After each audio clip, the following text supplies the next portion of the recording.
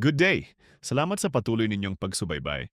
Sunod naman natin na gagawin ay ang site plan. Bilang isa ring property manager bukod sa pagiging designer, kasama rin sa aming trabaho ang pag-approve ng mga plano na isinasubmit sa amin ng mga store na magre-rent sa property na hawak namin. Madalas ay ganitong site map ang nakikita namin. Ang totoo ay dito sa OBO sa Cebu City ay hindi na ito pinapayagan. Madalas ay ibinibilang na itong deficiency ng OBO at kailangang baguhin. Sa kanang bahagi naman ay ang ginawa ko na site map ng isang project namin. Hindi ko lang inilagay ang mga road names pero kabilang din ito sa detalye na dapat ay nasa site map. Oh, at mas matrabaho ito, ngunit ito ay mas professional at mas maayos kumpara sa copy-paste lang mula sa Google. Ipapakita ko naman kung paano ko ito ginawa. Una ay pumunta kayo sa inyong browser at i-search ang Google Map. Kapag nabuksan na ninyo ang Google Map, hanapin sa settings sa ibaba sa kaliwa ng browser ang Layers. Baguhin nyo lang ang setting para maalis ang traffic highlights at magaya sa itsura ng map na ginagawa ko. Tsakin na makikita ang mga box na sumisimbolo sa mga building sapagkat makakatulong ito bilang mga landmark. Mula sa mapa na ito, kumuha tayo ng gagawin nating halimbawa. Tiyakin na nasa gitna ng mapa ang inyong napiling building. At kapag na-setup na, e-click ang print screen button sa inyong keyboard.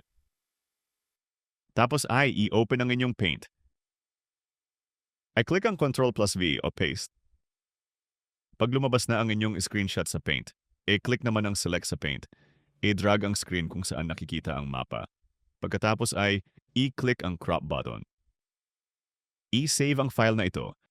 At itong image file na ito ang i-attach natin sa AutoCAD.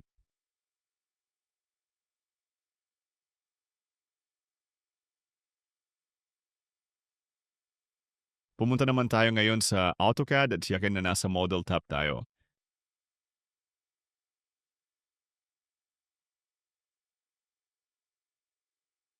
Kinuha ko lang dito ang box sa sitemap para gamiting basehan ng laki ng i-draft natin na bagong sitemap.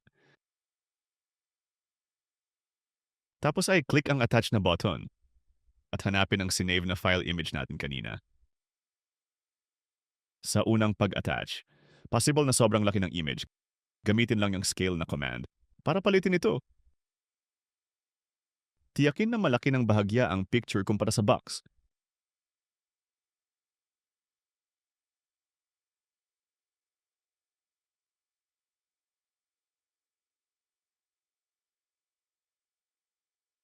Tiyakin uli na nasa gitna ng box ang sample natin na building location sa mapa.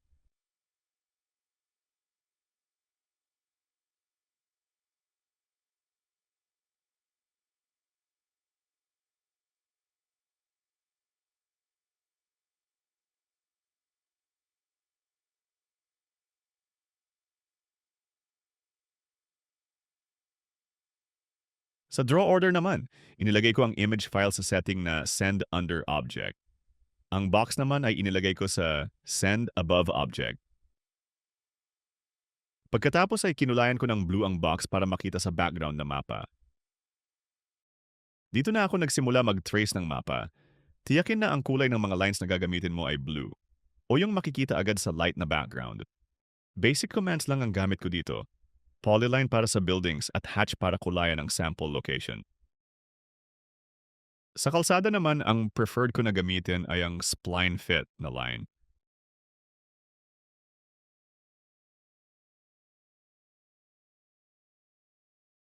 Ang portion na ito ay naka-fast forward pero paulit-ulit lang ang commands na gamit ko dito. Spline fit na line at trim. Pagkatapos ko ma-drawing ang mga kalsada ay nag-drawing naman ako ng mga building. Ang command naman na gamit ko dito ay polyline. Hindi ko na lang i-skip ang video para makita ninyo ang actual na tracing ko para sa mapa. Hindi ko na lang i-skip ang video para makita ninyo ang actual na tracing ko para sa mapa. Inabot ako ng eksaktong 1 oras dito, kasama na ang mga labels at street names.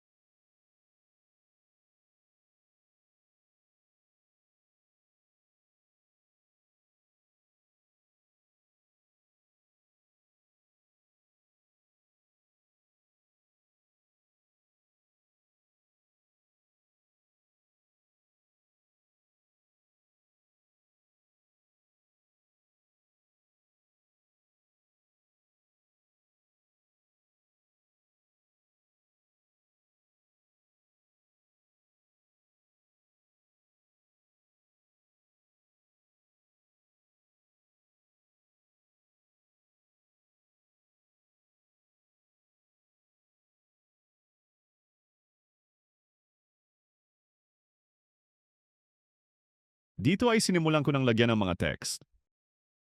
Nang sa tingin ko ay evenly populated na ang mapa, hindi ko na i-drawing lahat ng buildings at bahay. Alam kong sapat na at maganda ang kalalabasan nito.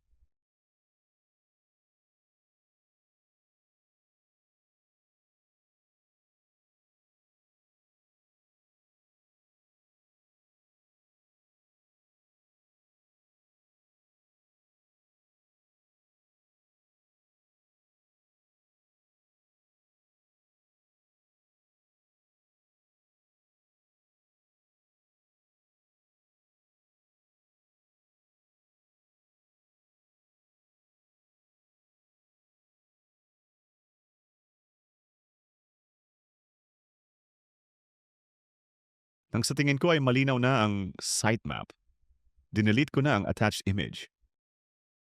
Ito po ang paraan ko ng paggawa ng professional na sitemap. Kung may mas mabuti po kayong paraan, sana ay i-message ninyo ako. Tutukan nyo naman po ang sunod na video dahil magsisimula na tayo sa mga floor plan. Salamat po.